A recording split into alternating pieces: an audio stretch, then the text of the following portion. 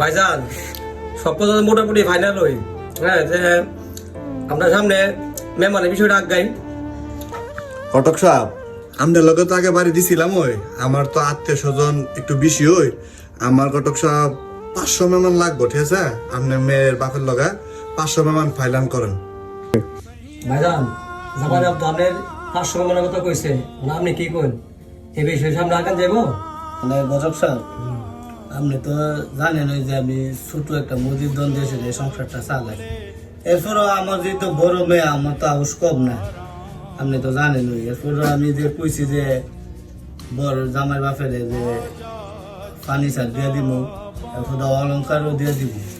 ভাই শোনেন, আমি আছে না 500 মেহমান ভাই খাওয়াই থাকতাম সর্বোচ্চ। আপনি মনে করেন যে আমি 120 জন খাওয়াই তরুন, এরপর যদি আপনি জোরাজুরি করেন এরপরে লাভ হইতো না ভাই, আমার পক্ষে সম্ভব না। ভাইজান মেয়ের বাপে কি শুনছো নি তো? মেয়ের বাপে কইছে 120 জনের উপরে, তাই না হয়তো তো না, যদি হাওয়া তারপর জলম হয়ে যাবো। ঘটক সাহেব, আপনি তো জানেন আমার ফ্যামিলি আত্মীয় স্বজন অনেক বড়, তো এই হিসাব করে আমি 500 মেহমানের কথা কইছি। বিয়ের দিকে তাকায় আমি যদি একটু সম্পর্ক করুন, বিয়ের দিকে তাকায় ওই 500 মেহমানের কথা কইছি। ঘটক সাহেব, 500 মেহমান না হইলে আমার পক্ষে সম্ভব না। আমার ভাই আত্মীয় স্বজন আছে, আমার একটা ইজ্জত সম্মান আছে। 500 না হইলে আমি ভাই সামনে আগাই ধরতাম না। আসসালামু আলাইকুম মুরব্বী।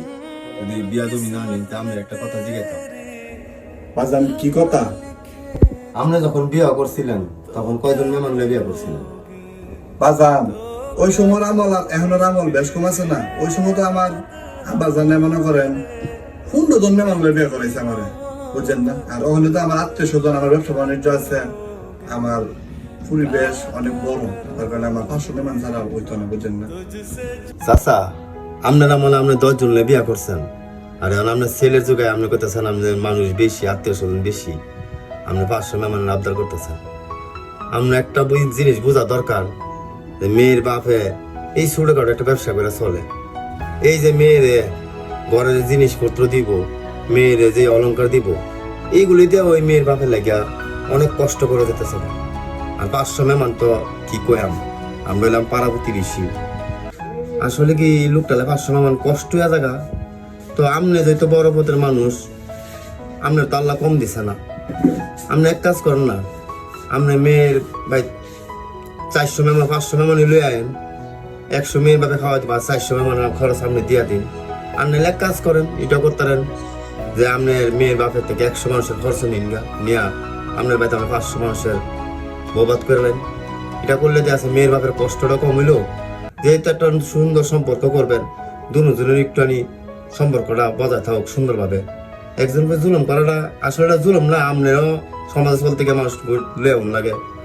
আর একটা বাপ যখন মেয়ের বিয়া দেয়, তখন মা বাপের অনেক আশা থাকে মেয়েরা শ্বশুর বাড়িতে মাথা উঁচু করে বাঁচুক, সম্মান নিয়ে বাঁচুক। আসলে সবার তো সমান না। দেন যদি এটা করেন, আমার যুক্তিতে আর কি, বাইরের মানুষের কইলাম, যদি ভালো মনে করেন তাহলে দেখতে পারেন। ঘটক সাহেব, বিয়া ফাইনাল করেন। ওনার কথা বলি আমার কাছে ভালো লাগছে। আমি 10 জন লইয়া এসে বিয়া করলাম আমার পুত্রে, আর আমি হ্যাঁ দাওয়াত করে নিমো আমার ভাই। আমি 500 টাকা যত মারি আমার ভাই দাদন করুম। ওনার কথাটা আমার কাছে ভালো লাগছে। আলহামদুলিল্লাহ, মিষ্টির ব্যবস্থা করেন। বিয়াই তো সবকিছু তো কেউ বিয়াই তা আল্লাহ দিলে যাতে সই সালামতে আমি বাড়িতে গিয়া সব জানাইতেছি। বিয়ে আমি আসি, হ্যাঁ ভালো থাকেন। আচ্ছা ভাই, কষ্ট হয়ে গেলেন না বিয়ে কষ্ট না, কষ্টটা দিয়ে গেলাম। कमला रख लो भरम।